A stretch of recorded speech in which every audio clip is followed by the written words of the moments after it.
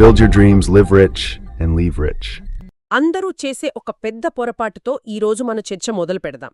చెప్పండి. చాలామంది నాకు మంచి జీతమొస్తుంది, కొన్ని ఎస్ఐపిలు చేస్తున్నాను, సో నా ఆర్థిక భవిష్యత్తు భద్రంగా ఉంది అని అనుకుంటారు కదా. ఇది చాలా కామన్ ఆలోచన. కానీ ఒక్కసారి ఆలోచిస్తే కుటుంబంలో ఎవరికైనా అనుకోకుండా ఒక పెద్ద ఆరోగ్య సమస్య వస్తే అంతే. ఆ సంవత్సరాల కష్టార్జితం, పిల్లల చదువుల కోసం దాచిన డబ్బు అన్నీ ఒక్క హాస్పిటల్ బిల్లుతో ఆవిరైపోతే అసలు పరిస్థితేంటి? నిజానికి ఇది ఊహ కాదు, ఎన్నో మధ్యతరగతి కుటుంబాల నిజ జీవిత గాథ. అవును. అందుకే ఈరోజు మనం మాట్లాడుకోబోయేది పెట్టుబడుల గురించి కాదు, ఆ పెట్టుబడులను కాపాడే ఒక కవచం గురించి. కవచం అంటే హెల్త్ ఇన్సూరెన్స్. ఖచ్చితంగా. మన చేతిలో ఉన్న ది లెగసీ డైరీ లాంటి పుస్తకాలు, ఇతర ఆర్థిక విశ్లేషణల ఆధారంగా అసలైన ఆర్థిక ప్రణాళికకు పునాది అయిన ఆరోగ్య బీమా ప్రాముఖ్యతను కొంచెం లోతుగా చర్చిద్దాం. తప్పకుండా. ఈ చర్చ ముగిసేసరికి పెట్టుబడుల కన్నా ముందు ఆరోగ్య బీమా ఎందుకు అత్యవసరమో, ఎంత తీసుకోవాలో, ఎలాంటి పాలసీ ఎంచుకోవాలో ఒక స్పష్టమైన అవగాహన వస్తుంది. బాగుంది. ఈ ఆలోచన చాలామందికి కొత్తగా ఉంటుంది. ఎందుకంటే ఫైనాన్షియల్ ప్లానింగ్ అనగానే అందరి మెదడ్లో మ్యూచువల్ ఫండ్స్, స్టాక్స్ అవే తిరుగుతాయి. నిజమే. కానీ మన సోర్సెస్, ముఖ్యంగా ది లెగసీ డైరీ పుస్తకం, ఈ క్రమాన్ని పూర్తిగా తలక్రిందులు చేస్తోంది. అవును. ఆర్థిక ప్రణాళిక ఒక ఇల్లు కట్టడం లాంటిది అని చెప్తుంది. గోడలకు రంగులు వేయడానికి ముందు మనం ఒక బలమైన పునాది వేస్తాం కదా. పునాది. ఇక్కడ ఆరోగ్య బీమా ఆ పునాది లాంటిదని అంటోంది. సరిగ్గా అదే పాయింట్. పునాది లేకుండా కట్టిన భవనం ఎంత అందంగా ఉన్నా ఒక చిన్న భూకంపానికి కూలిపోతుంది. అలాగే ఆరోగ్య బీమా అనే రక్షణ లేకుండా పోగుచేసిన సంపద ఎంతున్నా ఒకే ఒక్క వైద్య ఖర్చుతో కరిగిపోతుంది. దీన్ని మనం ఒక భయంకరమైన వాస్తవంతో అర్థం చేసుకోవాలి. మన దేశంలో వైద్య ద్రవ్యోల్బణం అంటే హెల్త్ కేర్ ఇన్ఫ్లేషన్ సుమారుగా 14% ఉంది. ఒక్క నిమిషం, 14%? అవును, 14%. అంటే మనం దాచుకునే డబ్బుపై వచ్చే వడ్డీ కన్నా చాలా ఎక్కువ. నా జీతం కూడా ఏడాదికి 14% పెరగదు. ఎవరిది పెరగదు. దీని ప్రభావం ఎలా ఉంటుందసలు? దాని ప్రభావం చాలా తీవ్రంగా ఉంటుంది. సరళంగా చెప్పాలంటే ప్రతి 5 సంవత్సరాలకు వైద్య ఖర్చులు రెట్టింపవుతున్నాయి. రెట్టింపు? అవును. అంటే ఈరోజు 5 లక్షలయ్యే ఒక గుండె ఆపరేషన్ 5 ఏళ్ల తర్వాత 10 లక్షలవుతుంది. Oh my God. 10 ఏళ్ల తర్వాత 20 లక్షలవుతుంది. మనం సంపాదించే వేగం కన్నా హాస్పిటల్ బిల్లులు పెరిగే వేగం చాలా చాలా ఎక్కువ. ఈ లెక్కన మన పొదుపు ఎప్పటికీ దానితో పోటీపడలేదు. ఇది నిజంగా కళ్ళు తెరిపించే విషయం. చాలామంది చేసే మొదటి తప్పు, నాకు కంపెనీ ఇన్సూరెన్స్ ఉంది కదా, మళ్ళీ నాకెందుకు అని అనుకోవడం. ఇది నేను ప్రతిరోజూ వింటుంటాను. ది లెగసీ డైరీలో రవి అనే ఒక సాఫ్ట్వేర్ ఉద్యోగి కథ ఉంది. అతని కంపెనీ 3 లక్షల కవరేజ్ ఇచ్చింది. అతను చాలా ధీమాగా ఉండేవాడు. 3 లక్షలు. కాని వాని నాన్నగారికి బైపాస్ సర్జరీ అవసరమైతే ఫైనల్ బిల్లు 9 లక్షలయింది. ఆ కథలో అసలు విషాదం అప్పుడే మొదలవుతుంది. ఆ మిగిలిన 6 లక్షల కోసం ఏం చేశాడు? రవి తన 10 ఏళ్ల కూతురి ఉన్నత చదువుల కోసం దాచుకున్న ఫిక్స్డ్ డిపాజిట్ను బ్రేక్ చేయాల్సి వచ్చింది. అయ్యో. ఆ డబ్బు కడుతున్నప్పుడు హాస్పిటల్లో తన భార్యతో, మనం ఇల్లు కడుతున్నాం, కాని పునాది వేయడం మర్చిపోయాం అని అంటాడు. వావ్. ఆ ఒక్క వాక్యం మొత్తం సారాంశాన్ని చెప్తుంది. నిజమే. అంటే కంపెనీ ఇచ్చే 3 లక్షలు సరిపోకపోగా రేపు ఉద్యోగం పోతే ఆ రక్షణ కూడా ఉండదు. ఈ రిస్క్ చూస్తుంటే మనం సొంతంగా తీసుకునే పాలసీ ఎంత పెద్దదిగా ఉండాలి అనే భయం వేస్తుంది. ఇది చాలామంది చేసే పొరపాటు. కంపెనీ ఇన్సూరెన్స్ అనేది దాన్ని ఒక గోల్డెన్ హ్యాండ్ కఫ్స్ లాంటిది అనొచ్చు. గోల్డెన్ హ్యాండ్ కఫ్స్ అంటే ఉద్యోగంలో ఉన్నంతవరకే ఉంటుంది. రేపు ఉద్యోగం మారినా లేదా అనుకోని పరిస్థితుల్లో ఉద్యోగం పోయినా ఆ కవరేజ్ ఆగిపోతుంది. ఇంకో ప్రమాదకరమైన విషయం ఏంటంటే, ఒకసారి మీరు కంపెనీ పాలసీలో ఒక పెద్ద క్లెయిమ్ చేశాక, ఉదాహరణకు కోవిడ్ ట్రీట్మెంట్ తీసుకున్నాక, కొత్తగా వ్యక్తిగత పాలసీ తీసుకోవడం చాలా కష్టం. ఎందుకు? కంపెనీలు ఇవ్వకపోవచ్చు లేదా ప్రీమియం విపరీతంగా పెంచవచ్చు. అందుకే ఆరోగ్యంగా ఉన్నప్పుడే కంపెనీ పాలసీ ఉన్నప్పటికీ సొంత పాలసీ తీసుకోవడం తప్పనిసరి. ఓకే, నేను ఒప్పుకుంటున్నాను, వ్యక్తిగత పాలసీ ఉండాలి. కానీ ఇక్కడే అసలు ప్రశ్న వస్తుంది. ఏమిటది? ఎంత కవరేజ్ తీసుకోవాలి? ఒకప్పుడు 5 లక్షల పాలసీ అంటే చాలా పెద్ద మొత్తం అనుకునేవాళ్లు. కానీ ఇప్పుడు ఆ 5 లక్షలు ఒక సాధారణ డెంగ్యూ ఫీవర్ ట్రీట్మెంట్కే సరిపోతున్నాయి. మరి లెక్కేంటి? ఖచ్చితంగా 5 లేదా 10 లక్షల కవరేజ్ సరిపోయే రోజులు పోయాయి. ఇందాక మనం చెప్పుకున్నట్టు వైద్య ఖర్చులు రాకెట్ వేగంతో పెరిగిపోయాయి. మరి ఎంత తీసుకోవాలి? దానికొక ప్రాక్టికల్ చిట్కా ఉంది. మీ దగ్గరలో ఉన్న ఒక పెద్ద కార్పొరేట్ హాస్పిటల్కి వెళ్ళి గత నెలలో మీ హాస్పిటల్లో అయిన అత్యధిక బిల్లు ఎంత అని అడగండి. ఆసక్తికరంగా ఉంది. వాళ్ళు చెప్పిన మొత్తంలో కనీసం సగమైనా మీ పాలసీ కవరేజ్ ఉండాలి. పుస్తకంలో చెప్పినట్టు ఈ రోజుల్లో ఒక మధ్యతరగతి కుటుంబానికి కనీసం 50 లక్షల నుంచి 50 లక్షల? ₹1,00,00,000 పాలసీ ఉండటం చాలా అవసరం. 50 లక్షలు లేదా కోటి అనగానే చాలా మందికి ప్రీమియం భారం అనిపిస్తుంది. ఏడాదికి 20-30 వేల ప్రీమియం కట్టడం దండగా, ఆ డబ్బుని ఎస్ఐపి చేస్తే కొన్ని లక్షలవుతాయి కదా అని వాదిస్తారు. వాళ్ళకేం చెప్పాలి? దీనికి ది లెగసీ డైరీలో ఒక అద్భుతమైన ప్రశ్న ఉంది. ఇన్సూరెన్స్ ప్రీమియం కట్టలేకపోతే హాస్పిటల్ బిల్ ఎలా కడతాం? అబ్బా, చాలా పవర్ఫుల్ ప్రశ్న. ఆలోచించండి. ₹25,000 ప్రీమియం కట్టడానికి మనం ఆలోచిస్తే రేపు 25 లక్షల హాస్పిటల్ బిల్లొస్తే ఎలా కట్టగలం? మనం బీమా తీసుకునేది ఈ రోజు అవసరానికి కాదు, మన జీవితంలో ఎప్పుడో ఒకసారి వచ్చే ఆ ఊహించని పెను తుఫాను కోసం. నిజమే. ముఖ్యంగా యువ వయసులో ఆరోగ్యంగా ఉన్నప్పుడు ప్రీమియం చాలా తక్కువగా ఉంటుంది. సులభమైన మార్గముందా? అంటే బేస్ పాలసీ 10 లక్షలు తీసుకుని దానికి అదనంగా ఏదైనా జోడించడం లాంటివి? చాలా మంచి ప్రశ్న అడిగారు. ఇక్కడే సూపర్ టాపప్ పాలసీల ప్రాముఖ్యత వస్తుంది. చాలామందికి దీని గురించి తెలీదు. సూపర్ టాపప్ అదెలా పనిచేస్తుంది? ఉదాహరణకు, మీరు 10 లక్షల బేస్ పాలసీ తీసుకుంటారు. దానికి అదనంగా ₹1,00,00,000 సూపర్ టాపప్ పాలసీ తీసుకుంటారు. ఓకే. ఈ సూపర్ టాపప్ ప్రీమియం చాలా తక్కువగా ఉంటుంది. దీని అర్థమేంటంటే, మీ హాస్పిటల్ బిల్ 10 లక్షలు దాటితే ఆ పైనున్నది, ఆ పైబడిన మొత్తాన్ని ₹1,00,00,000 వరకు ఈ సూపర్ టాపప్ పాలసీ చెల్లిస్తుంది. వావ్! అంటే ఇది చాలా తెలివైన మార్గమన్నమాట. అవును. తక్కువ ప్రీమియంతోనే చాలా ఎక్కువ కవరేజ్ పొందవచ్చు. ఇది పెద్ద కవరేజ్ తీసుకోవడానికి ఒక తెలివైన మార్గం. ఓకే. ఇప్పుడు నాకు కవరేజ్ ఎంత ఉండాలో ఒక ఐడియా వచ్చింది.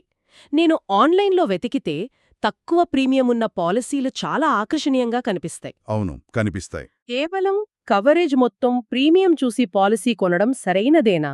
లేక అందులో ఏమైనా దాగి ఉన్న నియమాలు, కండిషన్లు ఉంటాయా? ఇది చాలామంది చేసే పెద్ద తప్పు. తక్కువ ప్రీమియం ఎరవేసి క్లెయిమ్ సమయంలో చేతులెత్తేసే కంపెనీలు చాలా ఉన్నాయి. మనం కొన్ని కీలకమైన విషయాలు పరిశీలించాలి. అవేంటి?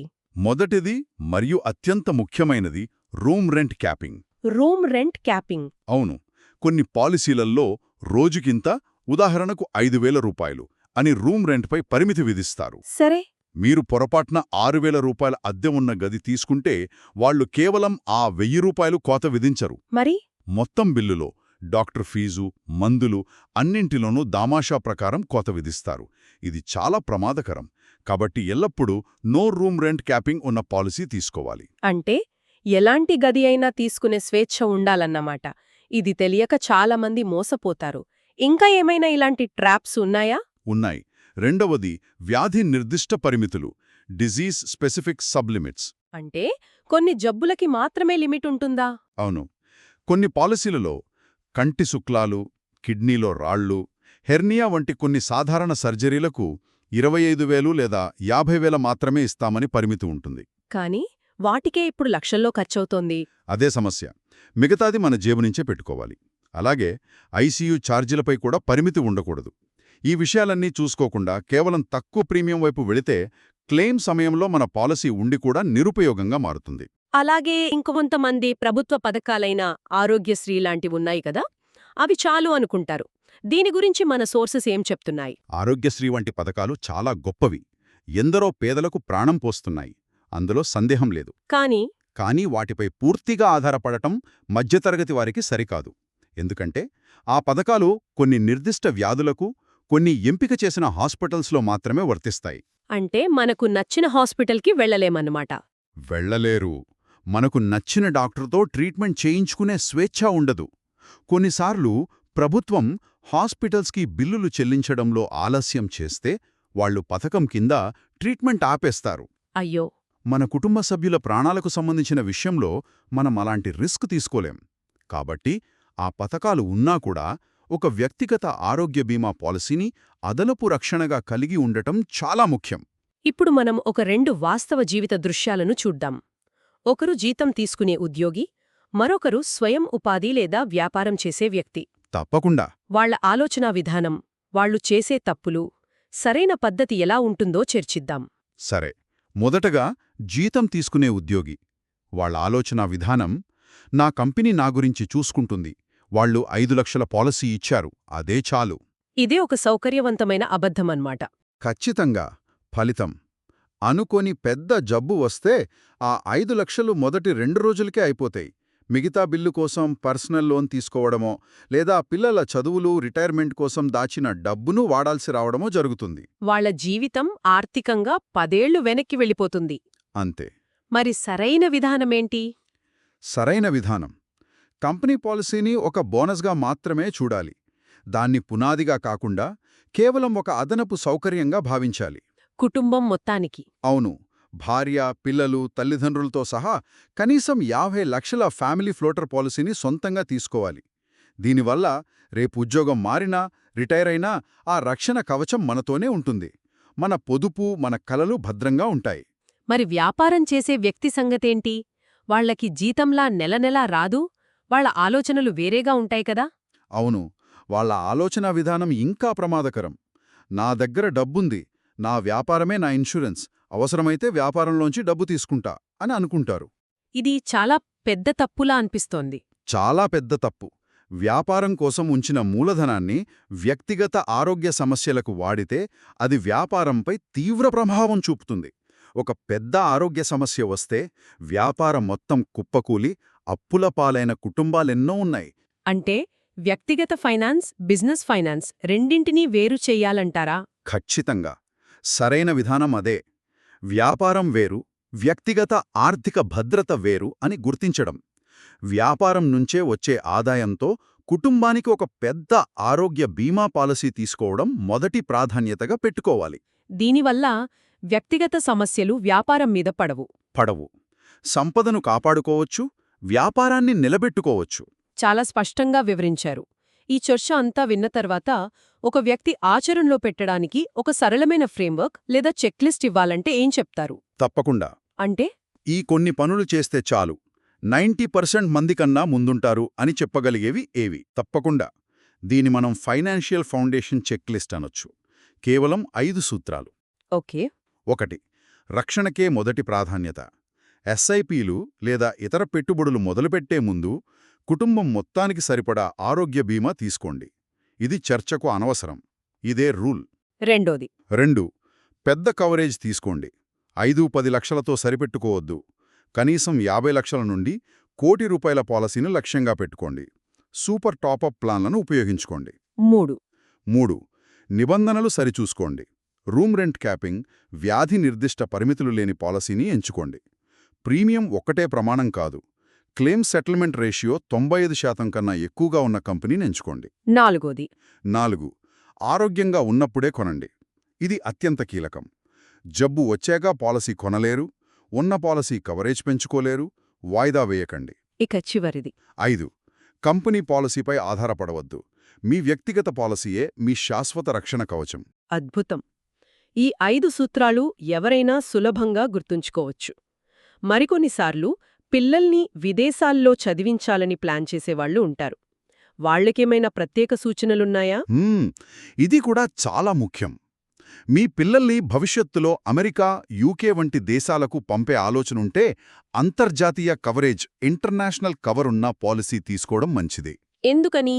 ఎందుకంటే ఆ దేశాల్లో వైద్య ఖర్చులు మన ఊహకు కూడా అందనంత ఎక్కువగా ఉంటాయి. ఒక చిన్న యాక్సిడెంట్ అయినా లక్షల డాలర్లలో బిల్లొస్తుంది. ఓ. అలాగే ఎన్ఆర్ఐలు కూడా భారతదేశానికి తిరిగి వచ్చే ప్రణాళికలుంటే ఇక్కడ ఆరోగ్యంగా ఉన్నప్పుడే ఒక హెల్త్ ఇన్సూరెన్స్ పాలసీ తీసుకోవాలి. వాళ్ళు 45-50 ఏళ్ల వయసులో తిరిగి వచ్చాక అప్పుడు పాలసీ తీసుకోవడం దాదాపు అసాధ్యం. మొత్తం ఈ చర్చను కొన్ని కీలకమైన ముఖ్యాంశాలుగా సంగ్రహించాలంటే? తప్పకుండా. 1. ఆర్థిక ప్రణాళికకు పునాది పెట్టుబడులు కాదు, ఆరోగ్య బీమా. మీ సంపదను కాపాడేది ఇదే. కరెక్ట్. 2. ఆరోగ్యంగా ఉన్నప్పుడే వీలైనంత త్వరగా పాలసీ తీసుకోండి. జబ్బు వచ్చాక పాలసీ రాదు, ఉన్న కవరేజ్ పెరగదు. సమయమే ఇక్కడ కీలకం. 3. 5-10 లక్షల కవరేజ్ అస్సలు సరిపోదు. వైద్య ద్రవ్యోల్బణాన్ని దృష్టిలో ఉంచుకుని కనీసం 50 లక్షల నుండి ₹1,00,00,000 పాలసీని తీసుకోండి. సూపర్ టాపప్ ప్లాన్లను వాడండి. 4వ పాయింట్. 4. తక్కువ ప్రీమియం చూసి మోసపోవద్దు. రూమ్ రెంట్ క్యాపింగ్, వ్యాధి నిర్దిష్ట పరిమితులు లేని, మంచి క్లెయిమ్ సెటిల్మెంట్ చరిత్ర ఉన్న కంపెనీ పాలసీని ఎంచుకోండి. ఇక చివరిగా కంపెనీ బీమా మరియు ప్రభుత్వ పథకాలపై మాత్రమే ఆధారపడవద్దు. మీ వ్యక్తిగత పాలసీయే మీకు జీవితకాల రక్షణ. చాలా అద్భుతంగా వివరించారు. పెట్టుబడులు మన సంపదను పెంచితే, ఆరోగ్య బీమా ఆ సంపదను సృష్టించిన మనల్ని, మన కుటుంబాన్ని కాపాడుతుంది. సరిగా చెప్పారు. ఈ రెండింటి మధ్య ఉన్న తేడాను అర్థం చేసుకోవడమే తెలివైన ఆర్థిక ప్రణాళికకు తొలిమెట్టు. ముగించే ముందు వింటున్న ప్రతి ఒక్కరూ తమను తాము ఈ యొక్క ప్రశ్న వేసుకోవాలి. అదేంటి? ఒకవేళ ఈ రాత్రి నా కుటుంబంలో ఎవరికైనా ఊహించని వైద్య అత్యవసర పరిస్థితి వస్తే, నా సంవత్సరాల తరబడి చేసిన పొదుపు, పెట్టుబడులను పణంగా పెట్టకుండా దాన్ని ఎదుర్కోవడానికి నేను ఆర్థికంగా సిద్ధంగా ఉన్నానా? ఈ ప్రశ్నకు మీ సమాధానం లేదు లేదా సందేహంగా ఉంది అయితే, మీరు మొదట దృష్టి పెట్టాల్సింది ఆరోగ్య బీమాపైనే. మీ ఎస్ఐపి కన్నా ముందు మీ హెల్త్ ఇన్సూరెన్స్ ప్రీమియం చెల్లించండి. అదే అసలైన ఆర్థిక క్రమశిక్షణ.